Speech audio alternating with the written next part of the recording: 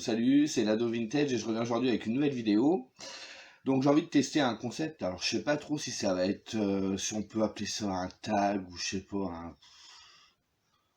Ouais, je sais pas trop le principe du tag. En fait, oui, je sais que c'est des questions avec des trucs. Enfin bref, je vous explique le pourquoi du comment j'ai voulu faire cette vidéo. En fait, comme je l'expliquais dans la vidéo précédente où j'en ai parlé vaguement dans le book haul de la semaine d'avant.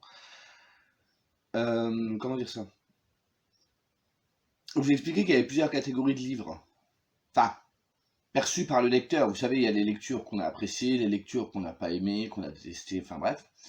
Il y a aussi les lectures coup de cœur. Et souvent, quand on se dirige vers un livre, pour un livre coup de cœur, on a encore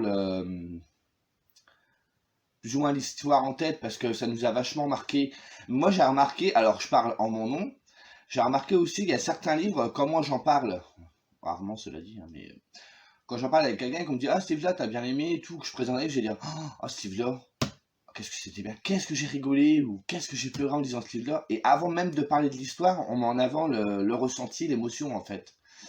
Et du coup, je me suis dit que dans cette vidéo, j'allais parler de ça justement. Donc je me suis dit, mais c'est quoi les émotions primaires qu'on ressent en fait. Donc je suis allé mener une petite recherche sur Internet, bon, ça m'a pas pris 3 heures non plus. Parce qu'en fait, les émotions, bah, il y a toute une... il y a une émotion de base et après, il y a plein de dérivés, vous savez. Et donc, du coup, j'ai vraiment voulu prendre les premières. Donc, elles seraient au nombre de 6. Donc, il y aurait la joie, la tristesse, la peur, la colère, le dégoût et la surprise. Et du coup, je me suis dit, tiens, en fonction de ces émotions-là, quels seraient les livres que je classerais dans chaque catégorie.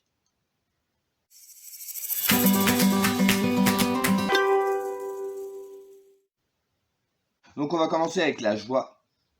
Donc, une duologie, moi, qui m'a vraiment fait hurler de rire. Je crois que je n'ai jamais autant ri en lisant un livre qu'en lisant ceci.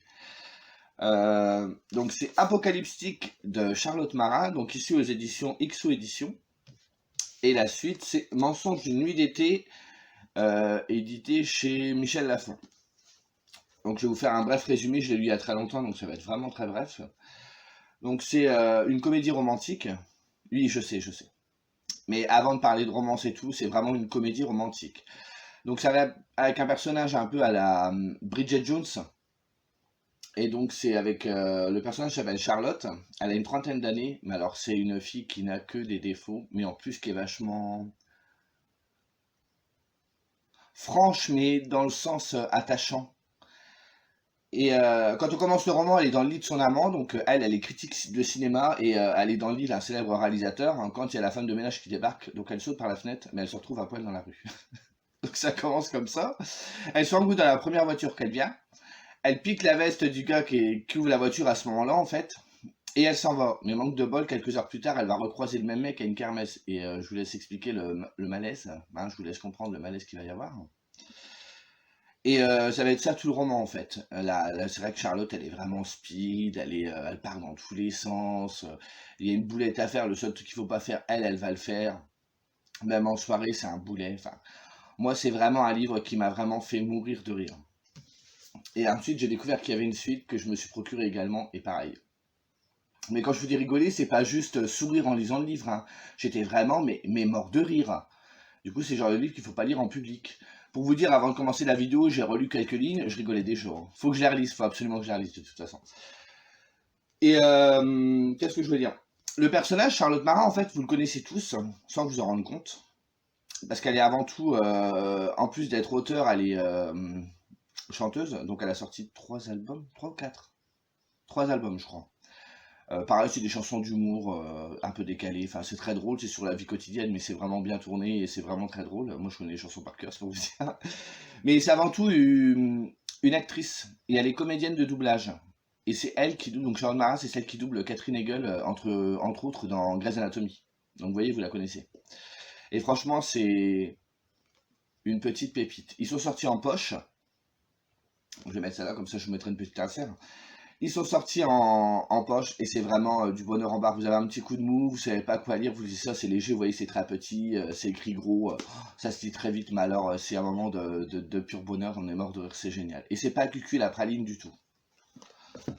Ensuite, comme deuxième émotion, on va parler de la tristesse.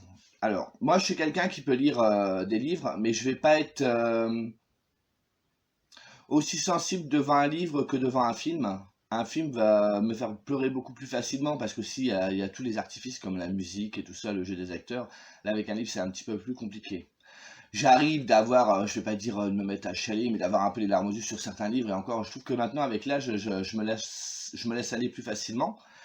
Mais ces dernières années, il y a un livre que j'ai lu qui franchement je vais pas dire m'a détruit, ce serait un peu exagéré, mais vraiment j'ai lâché les vannes à la fin du livre, j'ai fait fontaine, franchement j'ai pleuré tout ce que je savais. Donc ce livre, un livre témoignage, un livre document, c'est Comment mon chien m'a sauvé de la dépression par Julie Barton. Donc pareil, j'ai eu un moment où je me rappelle plus trop. Donc ça se passe avec donc Julie Barton justement, qui a 22 ans et elle se retrouve paralysée d'angoisse sur son sol de sa cuisine new-yorkaise. Elle retourne chez ses parents parce que du coup elle va pas bien et le diagnostic finit par tomber. Et en fait, elle est atteinte de dépression. Et tout le monde essaie de l'aider, mais il y a franchement rien qui fait jusqu'au jour où elle va adopter un Golden Retriever. Et lui va lui donner pas la joie de vivre parce que la dépression c'est beaucoup plus compliqué que ça, mais il va l'aider à sortir de son mal-être, de comprendre pourquoi ça va pas et tout ça, et lui redonner goût à la vie parce que quand elle apprend qu'elle est dépressive, elle a des cachets à prendre, tout ça, elle se dit c'est foutu quoi. Elle a plus la motivation à rien. Et grâce à ce petit animal, elle va réussir à retrouver une vraie raison de vivre en fait. Et c'est marqué donc, ça va changer son destin, modifier sa perception d'elle-même et des autres, et lui permettre de comprendre la cause refoulée de son mal-être. Alors c'était une histoire absolument géniale. Alors moi on parle de chien, donc moi je suis team chien, donc tout de suite je suis au taquet. Je pense c'est un livre plein d'espoir. Attention, c'est pas quelque chose de triste en soi, mais quand je l'ai terminé, c'était. Moi, j'ai fermé le livre, j'ai ouvert les vannes, c'était fini, j'ai pleuré pendant 5 minutes, mais c'était absolument génial. Franchement, je crois que c'est le livre devant lequel j'ai le plus pleuré, quoi. Donc c'est chez Pocket, pardon. Alors pour la peur, c'est pareil, ça va être comme pour la tristesse. Je suis devant un livre, je vais avoir moins facilement peur que devant un film. Et c'est plus compliqué, je trouve, de faire peur. C'est pas donné à tout le monde. C'est pas forcément super évident. Et même si plus jeune, j'avais peur plus facilement, mais après j'étais plus impressionnable. Quand j'avais une quinzaine d'années, c'est vrai que je lisais des livres d'angoisse, d'horreur et tout, et j'avais vraiment facilement peur. Je me rappelle de Graham Masterton avec Ses Puits de l'Enfer. Quand j'ai commencé ce livre-là, franchement, je me faisais littéralement dessus. Et en 2019, oui, parce qu'en 2020, il y a peu de salons, même avant, j'avais vu un livre. Vous savez, quand vous voguez sur les sites où vous êtes inscrit et tout, on vous fait des suggestions avec l'algorithme en fonction de ce que vous regardez et tout ça. Et on m'avait proposé un livre de Jean-Marc Desnos, donc c'était La Maison Bleue Horizon. J'avais mis dans ma wishlist, puis c'est tout, j'étais passé à autre chose. Entre-temps, j'ai vu une chronique de Séverine de Il est bien ce livre qui en a parlé et qui a dit que c'était vachement bien. Je me suis dit, ok, mais pareil, toujours, je ne l'ai pas acheté, j'ai laissé de côté. Et puis je me rends donc c'est en octobre, je crois, ou en novembre, je sais plus, en Belgique, donc au salon du livre de Mons. Et là, je suis tombé justement sur Jean-Marc Desnos. Donc du coup, bah, je lui ai acheté son fameux livre, j'en ai même pris deux. Et par la suite, j'ai racheté les deux qui manquent parce que c'est une quadrilogie. Et donc, je suis tombé sur la saga de Alan Lambert, donc édité chez Tornada ou dans la collection L'ombre des mots. Donc, Alan Lambert, c'est qui? C'est un enquêteur paranormal ou un chasseur de fantômes, si vous voulez, qui chasse les fantômes depuis une vingtaine d'années. Ça se passe dans les années 80. Et à chaque enquête est indépendante, en fait. C'est un livre, une enquête. Il mêle donc phénomènes paranormaux avec de l'historique. Il met toujours une part d'historique. Il met en avant quelque chose qui s'est passé dans l'histoire et qui est super, super intéressant. Franchement, le mélange des deux est vraiment bien trouvé. Et après, le petit fil rouge, ça va être son histoire personnelle. C'est assez léger hein, derrière. C'est pas non plus, ça prend pas le pas sur l'enquête ou quoi que ce soit, hein. Et donc, dans le premier tome, on est dans une maison abandonnée. Non, pas une maison abandonnée. Et oui, il y a une maison qui est hantée. Il l'appelle. Et du coup, il doit se rendre là-bas pour voir effectivement s'il se passe quelque chose. Dans ce tome-ci, donc celui-ci c'est le deuxième, les prières de sang, on va être sur les Templiers où on est dans un monastère. Le troisième tome, c'est les Galeries Roulantes, ça se passe dans une mine. Et le dernier tome, dans un hôpital désaffecté, je crois, un hôpital psychiatrique désaffecté. Il me semble que c'est ça, parce qu'il n'y en a que 4. Hein. Je sais qu'il y a une suite qui est prévue bientôt et franchement, je suis content. Et voilà. Et moi, Jean-Marc Desnos, ben, je dirais pas que j'ai peur non plus, que J'ai une angoisse de dingue, attention, hein, mais je sais que je peux pas le lire avant d'aller coucher, quoi. Bah après, faut savoir déjà que moi je suis une flippette de base, hein. Donc moi j'ai vite fait hein, d'avoir peur. Mais franchement, ça le fait de ouf. Parce que je trouve que Jean-Marc Desnos, il a ce truc, c'est qu'il va pas être dans l'exagération. Il va vous parler de phénomènes paranormaux. Bon, alors, moi, c'est quelque chose qui m'intéresse. Je lis pas, je lis, bon, pas en ce moment, mais je lis pas mal de livres là-dessus, donc je sais. Vous voyez, on n'est pas comme dans les trucs de Hollywood où les fantômes ils commencent à faire des trucs de dingue et tout machin. Là, on reste dans quelque chose d'assez léger. Léger, c'est pas le mot, mais il va pas en faire des caisses. Et du coup, je trouve que ça fonctionne très bien. Et en plus, il va pas être là pour se moquer non plus des, de ces personnes qui croient à ça. Ça va être vraiment fait dans le respect et dans la bienveillance. Et ça marche du tonnerre. Moi, à chaque fois, j'y crois. Je sais que j'ai lu celui-là, que se passait des trucs un peu chelous. J'allais coucher, je dis, ah, j'étais comme ça, je vais, ah, oh, ben on va le lire demain. Hein. J'ai reposé le livre et j'ai dit, on verra demain. Mais non, franchement, c'était vachement bien. En plus, le personnage d'Alan Lambert, ce que j'aime beaucoup, c'est que c'est quelqu'un qui croit que ce qu'il voit. Donc, dès qu'il va avoir une demande, il va limite être même dans le trop en interrogeant la personne, en étant sûr qu'il raconte pas des conneries, quoi. Parce que souvent, je pense qu'on se déplace, les gens commencent à se faire des films et tout, et en fait, il y a rien, quoi. Ça va être un bruit dans un tuyau ou un truc, et les gens s'imaginent tout de suite un truc énorme. Et lui, du coup, il va s'amuser à creuser lors de la rencontre ou donc de l'entretien avec la personne qui l'appelle, pour vraiment être sûr, même si limite de trop. Et du coup, il a une assistante, Mina, qui elle est médium, elle est toujours là pour tasser la chose, pour lui dire vas-y détends-toi parce que si tu continues à faire ça, le client va le perdre, on va se retrouver dans le caca. Donc il a ce truc et moi je trouve que du fait des hantises, il raccrochait aussi avec l'histoire. Donc comme je vous disais, dans le premier on parle de la Première Guerre mondiale, on évoque un sujet que moi j'avais personnellement pas entendu parler. Bon, après je suis pas non plus de ouf là-dessus. Le deuxième sur les Templiers, pareil, un sujet qui était vraiment pas mal, j'en avais même discuté avec Jean-Marc sur son stand au Salon du Livre et c'était vraiment sympa. Et à chaque fois, on va revenir sur un point de l'histoire. Et franchement, c'est vraiment, vraiment sympa. Si vous n'avez pas compris que c'était sympa, vous ne comprendrez jamais. Ensuite, la colère. Donc là, le livre, je ne l'ai pas. C'est Joachim de Cétro, parce que je l'ai en démat. Alors dans ce livre-là, si je me rappelle bien, je sais qu'il se passait... Ouais, c'est compliqué, puis j'ai pas lu le résumé avant. Ça se passe avec des enfants. Et je sais qu'à une période, je crois, régulière, il y a des enfants qui se font enlever. Si je dis des bêtises, je le rajouterai là. Il y a des enfants qui se font enlever, mais on ne sait pas par quoi ou on ne sait pas par qui. Je ne sais plus exactement de quoi ça parle.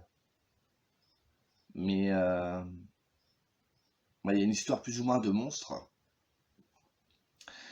Et donc on est avec des enfants tout le long. Et moi j'avais adoré parce que j'étais vachement rentré en empathie avec les enfants. Je trouvais que c'était... En plus c'est bien écrit et tout. Franchement, c'était le premier Cétro que je lisais donc. Ou Cédric Véto, hein, donc l'auteur. Mais quand j'ai refermé le bouquin, j'étais dans une colère comme jamais. Franchement, j'étais vraiment, vraiment, vraiment en colère après l'auteur de ce qu'il avait fait de son histoire. Ça m'avait vraiment, vraiment touché, mais je ne saurais pas vous expliquer. J'étais pas non plus à hurler, hein, mais j'étais vraiment pas bien. Et pourquoi il a fait ça? Pourquoi il a fait ça? J'étais vraiment, vraiment pas bien. Et du coup, c'est la première fois que j'étais aussi mécontent d'une fin. Enfin, attention, quand je dis j'étais mécontent d'une fin, la fin se comprend et est vachement justifiée par le reste. Parce que moi, sur le coup, c'est l'émotion qui a pris le dessus. J'étais vraiment en colère. Et après, j'ai pris le temps de digérer l'histoire et je me suis rendu compte que ce qu'il a fait, c'était normal. Parce qu'il veut démontrer quelque chose à la fin. Cédric Véto, il va être vachement, donc Cétro, il va être vachement dans la noirceur humaine. Pour montrer ce que l'humain, il peut avoir de plus sale et de plus méchant et tout ça. Et au final, ouais, ça l'a fait grave, hein, même trop, parce que franchement, pour que je me mette en colère comme ça, c'est que... Et du coup, j'ai relu Cétro il y a quelques mois, et j'ai mis, je crois que c'est 1 an ou 2 avant de me remettre dedans, parce que j'y arrivais pas. Et là, j'ai lu le deuxième qui était assez hard aussi, il faudrait que je m'y remette, il en a écrit plusieurs, mais à chaque fois, je me laisse un petit temps de réflexion, parce que au niveau émotion, c'est pas tip top. Ensuite, on va passer donc à une autre émotion, le dégoût. Alors pour le dégoût, j'ai cherché parce que je trouvais pas au début. Là oui, bien évidemment, hein, je rappelle que la liste elle est non exhaustive. Hein, j'ai pris des livres, je pense qu'elle est interchangeable. Hein, je peux mettre des autres titres, mais c'est vraiment les premiers qui me sont venus, donc je me suis basé là-dessus. Et pour le dégoût, je vais parler de Plus de morts que de vivants, donc un livre que je n'ai plus en ma possession, et un livre que je n'ai pas apprécié plus que ça. Donc je n'ai pas mis que des livres que j'adore, hein, du coup. Mais non, Plus de morts que vivants, ça se passe dans un lycée. Et il y a une maladie, une épidémie qui va se mettre à circuler. On ne sait pas de comment, on ne sait pas pourquoi. Et les élèves, ils vont commencer à tomber comme des mouches. Il y en a un qui va perdre ses dents. Il y en a un qui va perdre ses cheveux. Mais au point où il perd ses cheveux, je sais pas s'il perd pas sa peau ou son nez. Il y a son nez qui tombe. Enfin, quand je vous dis dégoût, le truc, c'est super glauque. Et au fur et à mesure qu'on avance dans le récit, il y a d'autres personnes qui sont atteintes par cette fameuse maladie étrange. Mais à chaque fois, les symptômes sont différents. Ça reste super gore.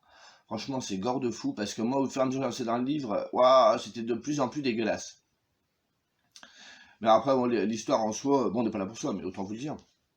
Moi, j'ai pas trop accroché à l'histoire parce que j'ai pas réussi à ne m'attacher à aucun personnage. Et j'ai trouvé que c'était vraiment faire du gore pour du gore. Tiens, lui, il lui arrive ça, paf, il meurt comme ça. Au final, je le voyais moi, je suis ouais, bah, c'est tout, il meurt. Et non, j'ai pas été. Mais c'est vraiment, attention, hein, c'est une charcuterie. C'est une boucherie, hein. Le livre, c'est une boucherie. Il est tout petit, mais waouh. Ah, niveau des goûts, là, on est pas mal quand même. On est dans le haut du panier, hein. Bah alors Bi, je sais, ça va paraître bizarre, je suis pas habillé pareil, mais la vidéo en fait je la termine un autre jour. J'ai eu un imprévu au dernier moment, donc du coup bah j'ai pas envie de tout retourner. Donc je fais juste la fin de la vidéo, vous serez juste un peu délarçonné par que c'est pas le même t-shirt. Et que je suis en pleine transpiration, là c'est le moment glamour de la vidéo. Donc le dernier sentiment c'était la surprise. Donc là j'ai choisi deux titres. Donc le premier, alors parce que moi quand j'entends surprise, il y a être surpris dans le sens... donc dans le cas ici, ça va être que j'ai aimé le livre, mais je m'attendais pas à aimer autant. D'ailleurs, ça a été un coup de cœur ce livre-là. Et le deuxième, c'est surpris parce que j'ai ressenti un truc que je n'avais jamais ressenti avant pour un livre. Donc je vous explique tout ça. Donc le premier livre que je vais présenter, c'est Les Mille et une vies de Billy Milligan.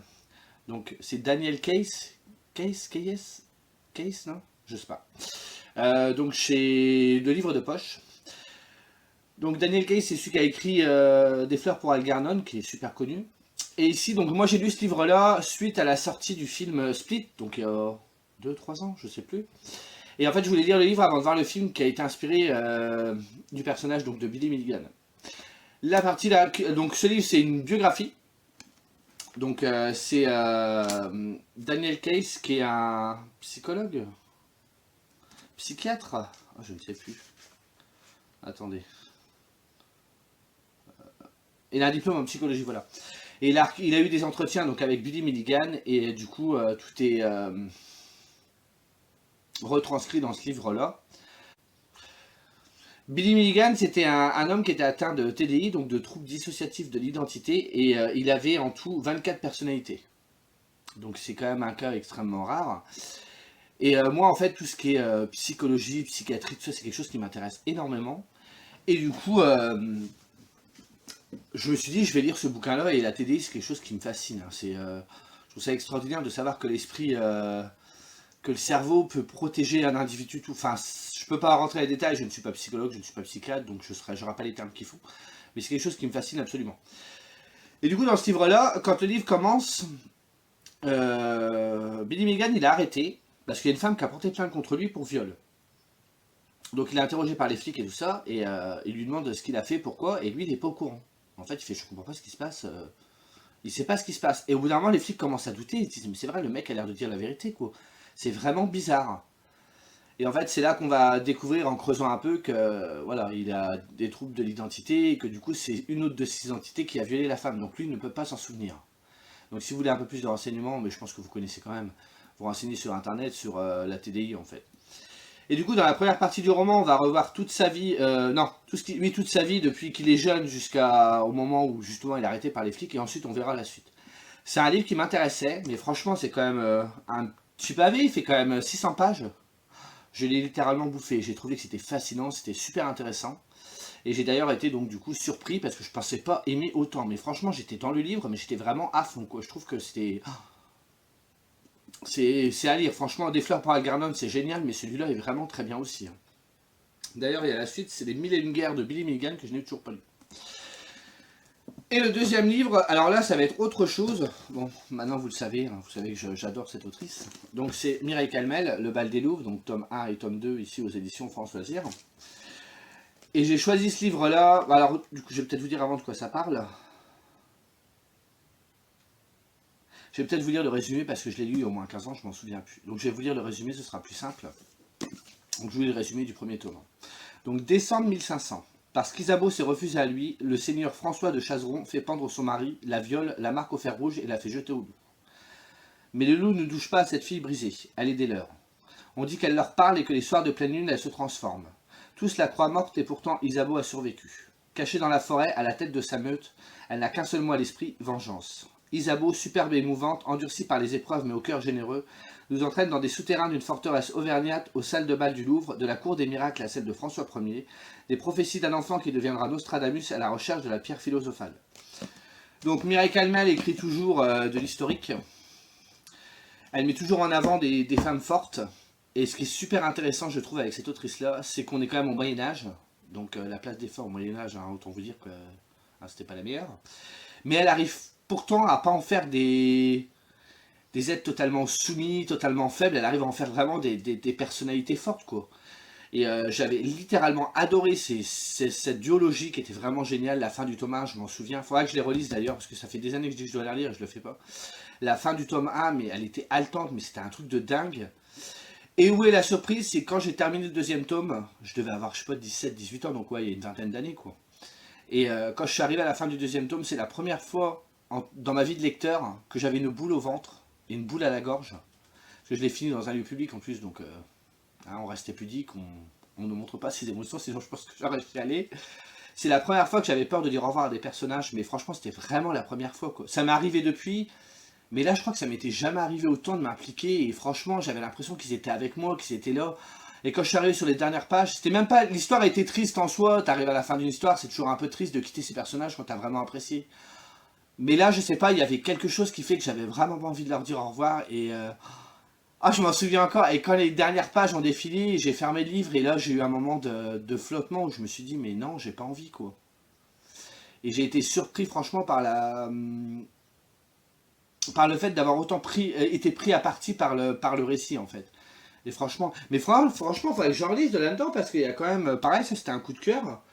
À part, ouais, à part, il est où? Je l'ai pas. Ben, plus de morts que de vivants que j'ai pas aimé. Les autres c'était ouais, quelque part ouais, c'est des coups de cœur parce que j'avais dit que je vous ferais une vidéo coup de cœur un de ces quatre, mais là, ouais. Donc voilà pour les émotions. Donc il y en a 6. Donc joie, tristesse, peur, colère, dégoût, surprise. Donc la liste n'est pas exhaustive, hein, j'aurais pu mettre autre chose, mais j'ai essayé de rester instinctif. En fait, j'ai mis l'assentiment, j'ai réfléchi, je trouvais un titre, paf, je marquais. Je me suis pas trop laissé le temps de la réflexion parce que sinon il y en avait pour 3 heures, il aurait fallu, j'aurais été dans des dilemmes impossibles à résoudre, celui-là ou celui-là ou celui-là. Et j'ai essayé d'en mettre un voire deux à chaque fois, vous avez vu, j'en ai pas mis de trop parce que sinon la vidéo elle dirait 3 heures et il n'y a aucun intérêt. Donc voilà, bah écoutez, je sais pas si c'est un tag, si quelqu'un est intéressé pour essayer de le reprendre, il fait ce qu'il veut, hein, c'est comme il veut. Pareil, j'ai pas précisé en début de vidéo, je ne sais pas si cette vidéo a déjà été faite, mais personnellement je suis pas au courant, donc si c'est le cas, bah, je m'en excuse par avance, si quelqu'un a déjà eu cette idée, je m'en excuse. C'était pas du tout volontaire de ma part, sinon j'aurais cité la personne sans problème, ça ne me gêne pas. Voilà, bah, j'espère que ça vous aura plu, et puis ouais, si vous voulez reprendre, il n'y a pas de souci, ou même le mettre dans les commentaires, si vous voulez me mettre ce que vous pensez, il n'y a pas de souci aussi. Bah voilà. Bah écoutez, je vous dis à plus tard. Bye.